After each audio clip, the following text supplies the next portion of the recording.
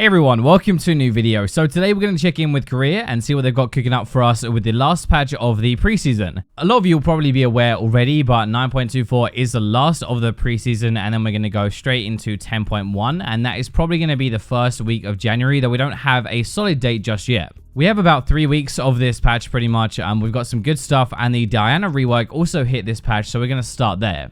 Nobody really played her in Korea before this, so she was around like a 3% play rate. She's now up to 14%, which is the highest mid laner. So we are seeing her a little bit top lane, a little bit jungle as well, but is mostly mid lane. The biggest difference is you have this insane teamfight potential now with your new ultimate. You never really performed that well beforehand. You're more like a 1v1 assassin, right? But now you can jump in and drag everybody in around you. Also, one thing that Koreans do a lot is they buy on sensor. It works really well with your kit. You got 60 AP, up to 30% attack speed, and even increase your shield by 8%, and all for 2,300 gold. It's actually pretty cheap for what you get anyway, which is why it's a support item normally, but it works on self-shielding now, so every time you press W, you get this, and it helps with your passive as well. The only other thing with the build that has changed is we've kind of gone into Proto Belt now, so this is our first item, some cooldown reduction, some burst as well, but before it was straight into Spellbinder and a Death Cap Rush. It was very much all about that one shot, just have as much AP as possible, feed it in, and kill somebody straight away. If you don't kill them, you're screwed, but now it's not so much about that. You also got really good synergy with Conqueror, which is great. It's really easy to stack up with a mix of autos and abilities, and especially with your passive damage as well. Like, you're not a one-hit wonder anymore, so you can actually use the healing a lot more. You can also go Nash's second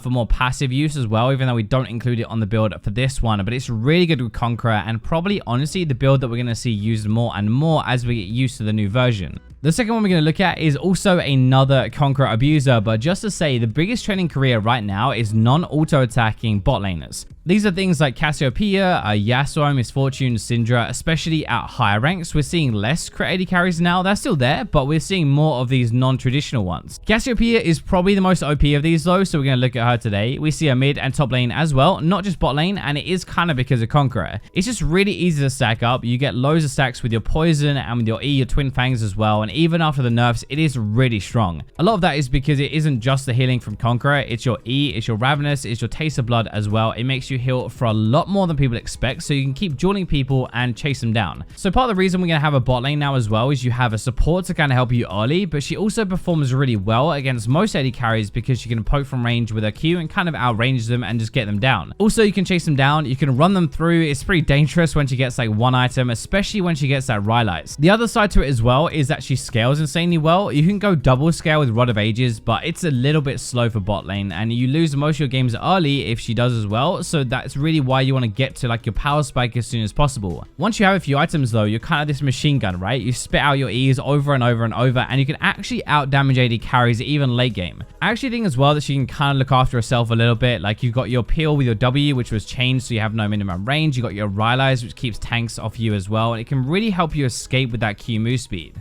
I'm going to stick with bot lane for this one just to make it a bit easier to follow. So the other AD carry that has really spiked up in Korea is CAITLYN. Ever since the crit item rework happened last patch, it's really like boosted her up. It becomes a lot stronger with less items now, especially at 2. It is a massive jump compared to before. One of the biggest parts of that whole jump is obviously the new Storm Razor. It's a really good item for it anyway, like the slow and just having that mix of AD and attack speed as your first item is kind of perfect. It's also because you have your new cloak though, the Cloak of Agility, right? It's only 800 gold. And it's not unique. You always get that first as your first component part of the items, not the Storm Razor, but everything after that. And you can just go like Storm Razor, Infinity Edge, Cloak, another Cloak for 100% crit, like really early into the game. Make sure you remember as well that crit chance actually boosts CAITLYN's damage more than any other AD. It actually works on other ADs as well, but for CAITLYN, it boosts her headshot damage. So also boosting like any headshots from stuff like netting as well, which is why you want it as fast as possible. We're going to be grabbing our Storm Razor into Infinity Edge most games, then rounding it out with a rapid fire after, which gives her 240 magic damage on top of like every crit and everything like that from the energized part. So it's a lot of long range poke.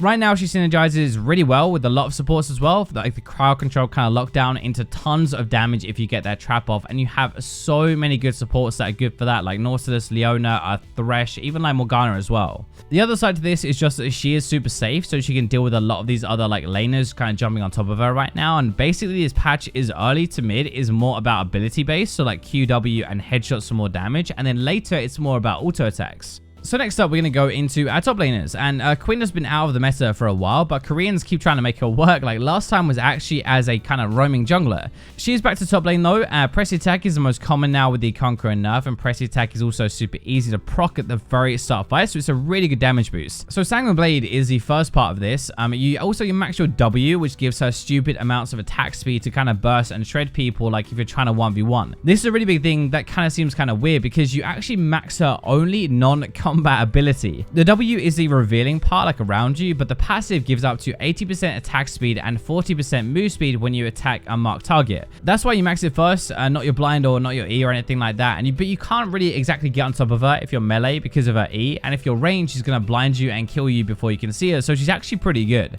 The build is honestly perfect really. Like Sanguine is ideal to duel and snowball, and then you have your Storm Razor, which is AD, slow, and crit into Infinity Edge for more burst damage, and then Phantom Dancer for 75% crit. Old Quinn before this patch, like season 9, would go lethality or blade, but kind of fall off, right? But this Quinn just doesn't. You have really good early game and then still do well later with your crit build.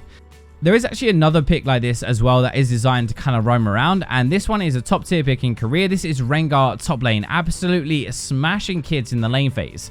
It is another Conqueror abuser, surprise surprise, but it's very easy to keep stacked up with constant bush jumps, and it's also very easy to roam and to force your fights. So the build is actually very different from last season, and it's Black Cleaver, but then it goes Essence Reaver for max cooldown reduction, mainly on your W. When you combine that with your Spirit Visage third for the extra healing, it makes you a really tanky cat, and your W is probably the most broken ability in the game, honestly. It's a heal, it's a cleanse, it's crowd control immunity as well, but basically you do a stupid amount of damage. You have a really low cooldown on your ultimate, like less than a minute at rank 2. Every single minute he's going to ultimate and he's going to try and kill somebody, and that is a real idea behind this at least, but he still does good damage even though he is building tanky. Like there's a lot of AD behind that and armor shred. The idea is that you win your lane top lane, you jump through your bushes, you fight all the time, like you force those fights, and then you run around afterwards, and then it's very difficult to actually kill you between the heals, the cleanse, the jumps, and the speed.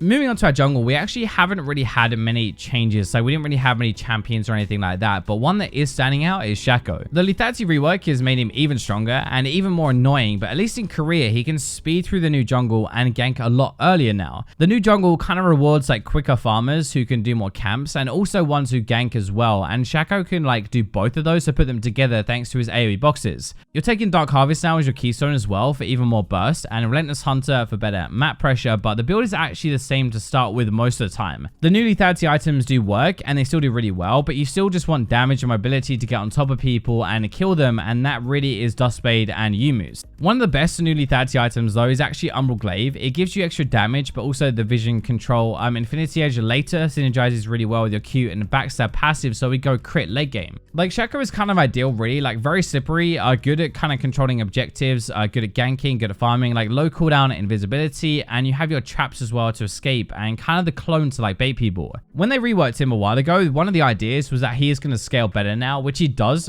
thanks to the crit part of the build later, so he has this lethality like into crit. Genuinely though, it's like the early dominance part pre 20 minutes that is the most frustrating part right now, over there at least in Korea. So support is a bit of a weird one in Korea at the moment because nothing new has popped up yet. It's just massive kill lanes like Leona, like Nautilus, and like Thresh. There is also another alternative though if you want something a bit different. So these are our damage support. So same old brand really, like the one that pokes you, stuns, and then bursts you. But the idea is that you've got even more gold to do it now because you don't have to upgrade your support item and actually dump gold into that or into wards. The new support item is really good. It allows you to favor like your gold more towards that 1 and 2 item power spike with Leandri and Rylai's, and that has basically made his mid game much better. Honestly, you spike up at just like one item, right? Like Leandri's plus his passive is such a good combo and it's really brutal. Like you can easily solo nade a carry if he manages to get that passive proc off. Since you do have a lot of percentage damage with that as well, he's actually really good against a lot of these engaged types, like since they're going to stack health, right? You'll at least trade a kill if you get caught most of the time if you don't engage first. Brand is always really strong in lane. He's going to be even stronger in team fights now though, with large amounts of AoE damage to bring down the whole team and more items to actually back that up. This actually applies to a lot of different damage champions like Zyra, Brand, Bard as well. They're all on the rise now, but Brand really stands out at both high and lower ranks if you want to carry yourself. To round out our video today, we have one more mid laner. So probably one of the most garbage early laners in Korea is VEIGAR, but especially at low ranks, he's spiked up now because of insane late game. I said earlier, Ring RW was probably the most broken ability, right? And if it's not that, it's probably going to be VEIGAR's E Cage. This is actually Glacial VEIGAR, so it becomes ultra safe because he has Ingenious Hunter stacked up, right? So you have Zhonya's, it's less than a minute cooldown at that point, and GLP less than 20 seconds, so you can just spam it out. One of the big points as well is that, like with Dragon Souls, it honestly just takes the late game champions like VEIGAR to a whole new level, and there aren't really many other champions that can do anything about it and stop him. You don't have to go Glacial if you don't want to, but that is the one that wins the most in Korea right now and caught my eye, and by a pretty big margin. You can actually opt to max your E second for more of a kind of playmaking build, a lower cooldown on your cage, and it actually wins a tiny bit more at the moment. His worst matchups are just ones that farm him early and don't let him scale, so that is the one really big danger at the moment. But in this meta, it's not going to be as bad, and he just scales so well. That is going to wrap up the video, taking a look over into Korea. Let me know what you think down below and any new picks that you've noticed. Thank you for watching until the very end, but for now, I will leave you with the robots.